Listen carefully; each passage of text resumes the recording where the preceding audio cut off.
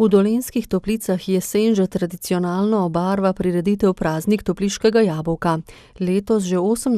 po vrsti. Odprtje vedno pospremita ljudska glasba in ples. Tako je letos nastopila folklorna skupina Domače šole.